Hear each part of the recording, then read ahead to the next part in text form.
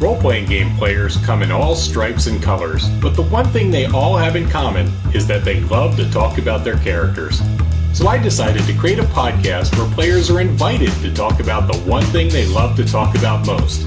And I call it, Tell Me About Your Character. This episode, Sarah Edwards is going to tell us about her favorite character from Vampire Requiem. And yes, that means lots of twisty, backstabby politics. Hello. Afternoon. Well, Sarah, thanks for joining me. Why don't we start off? Tell me a little bit about how long you've been gaming, what got you interested in role-playing? So I've been gaming for 20 years, and I started with Magic the Gathering, and that very quickly turned into Vampire the Masquerade when I started working for Wizards of the Coast in order to support my Magic addiction. Working for Wizards, huh? Yeah, I was. This was when I was a senior in high school. I was worked in one of their retail associations, and I was also a DCI judge, so I judged Magic tournaments. And the people there introduced me to Vampire the Masquerade, and I never looked back. Fun. So you've been playing Vampire for about 20 years then? A little bit less, more like 17, but yeah. Is that your favorite system is the Vampire, the White Wolf? That's more like asking me would I rather like a perfect loaded baked potato or a piece of flourless chocolate cake. But both things are sublime. It just depends on what I'm in the mood for. So I do the very crunchy Pathfinder and other more classic D&D, which are more rules heavy, focused on the ROLL plane. Mm-hmm. And I also like World of Darkness and some other systems that are focused more on the ROLE plane. I'm a terrible person because I like everything. No, that's okay. I find most people tend to bounce around to different styles, different systems. Yeah. Okay, so tell me about a character that stands out in your mind that you played that you particularly enjoyed. So I have two. One, a more ROLE plane, and the other more crunchy. Well, you gotta pick one. So, okay, then we'll go with Miss Malone. She's awesome. Okay. She's a vampire, the Requiem character that I played for 3 years solid. And I guess it's all out in the open now, but she was a Nosferatu, Circle of the Crown. But she started off pretending to be a deva. In the Chronicles of Darkness, Nosferatu don't have to be ugly and creepy. They just have to be, unsettling. So she was a member of a bloodline. Now, bloodlines allow you to have really custom characters in Requiem. Her bloodline was focused on being perfect, physically perfect, and just uncanny valley pretty. And she also had the ability to make other people pretty, and in the process, that granted them certain powers. So never quite could get anybody to take me up on the offer of making them pretty. One time I made someone pretty. And the beautiful thing is, this being Requiem, he instantly tried to stab me in the back. Thing is that when I make someone pretty, they can't move against me. So it totally backfired on him. Nice. That is Vampire. I say this with absolute joy, talking about these guys in the back, because that's part of the game. Much as going to a dungeon, killing the monsters, that's D&D. It doesn't make me a murderer. It's the game that you're playing. What is the character's name? Miss Malone. Miss Malone. Mm-hmm. Was there an inspiration for the character? Did she develop over time, or? She definitely evolved over time. 3 years is a long time to be playing. So she was originally not going to be involved in city politics. In Requiem, the Circle of the Crown can do a certain kind of magic. So she was originally designed to fortify the Circle of the Crown and keep us absolutely safe. And that worked very, very well until one fateful night when one of her colleagues in the Circle got killed in Elysium because he was possessed by a demon and attacked her. So somebody, in order to defend Miss Malone, killed him. And that set off a series of events in-game that completely changed her as a character. She moved against the prince, so of course he made her seneschal and became much more immersed in city politics. Where she didn't want to be. Her mind changed over time. But it was definitely, you will now serve me because you moved against me, kind of. And again, this is all very, very Requiem. So she, for a long time, she was seneschal, and she eventually grew to gain the trust of the prince. So they became terrifying and unstoppable, which of course meant that they were at war with another terrifying and unstoppable character. So what originally intended to be this very, very, I'm not going to play city politics. I'm just going to, my covenant is my covenant is my covenant.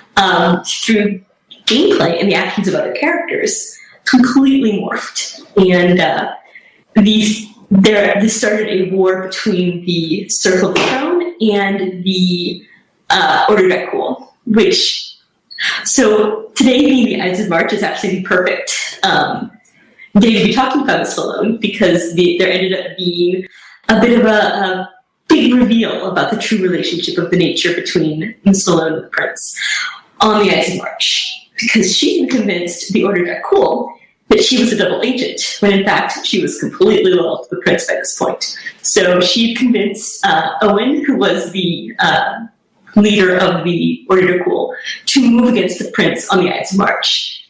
And then she revealed herself as loyal to the Prince, and everything changed. And the true war began. Which, it gets really beautiful, because to this day, the player and I, the player of Owen and I, completely disagree about how it all started. I say he came to her to overthrow the Prince, and he says that I came to him. So this is vampire at its finest. Backroom deals, secret alliances, plots to overthrow the Prince that backfire, and it's beautiful. Sounds very intriguing. Mm-hmm. So is the character still around? Well, when you are powerful, I played her for several years, so she has a lot of XP on her sheet. And when you have a very powerful character in game, in a LARP, this is a LARP character. In LARP, there is a tendency for the other players to not necessarily feel they can approach anything, because we'll just get Miss Malone and Owen and a couple of other heavy hitters to deal with it. And that's not how I want to play. I don't want any perceived power that I have to prevent other people from really having their moments in the spotlight. And particularly, she didn't have any physical stats at all. If you sneezed at her, she'd die. So she very, very easily could have been overthrown in one round of combat. So she had to use her wits a lot. Very, very much. And all the social bluffing of all time. Okay, well, you got a lot of intrigue around that character. Is there anything that stands out, a particular story that happened to this character or the group? Well, there were points when the conflict between Pauline, or her first name was Pauline, was less than interesting, because really, we're bickering again. And Owen's player, Chris, we decided, out of character, we're just going to woogie. We're not upset at each other right now, so we can stop bickering in character.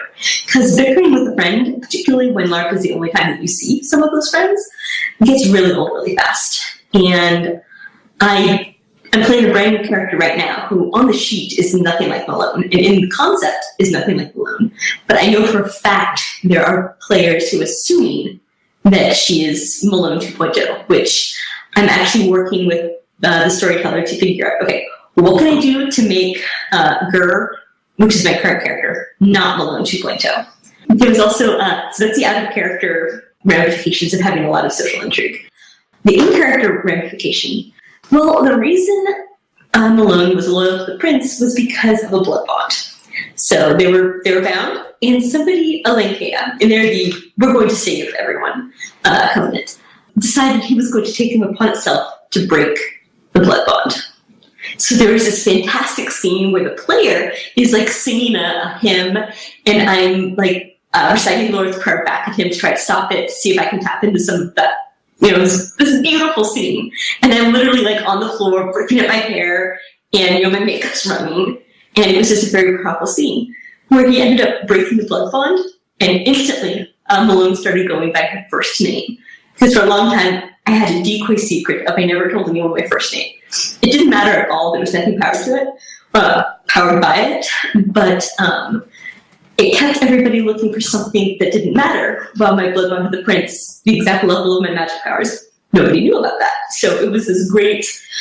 there have been half a dozen truly pivotal moments in the 4 years that the LARP has been going on. And I got to be part of 2 of them, which is kind of fun. It's awesome. Okay. Well, I appreciate your time. I thank you for telling us about Miss Malone here. Thank you. And if you got anything to plug? Do you want anybody to be able to find you on social media anywhere? So go ahead and check out nagacentral.com, which is the meetup group for some big gaming in Nashville. And, or this is Naga Central. You can find us on Meetup at Naga Central. And check out NashvilleUnveiled.com, which is the chronicle in which Malone occurred. And, that's good. You got the story all written out, huh?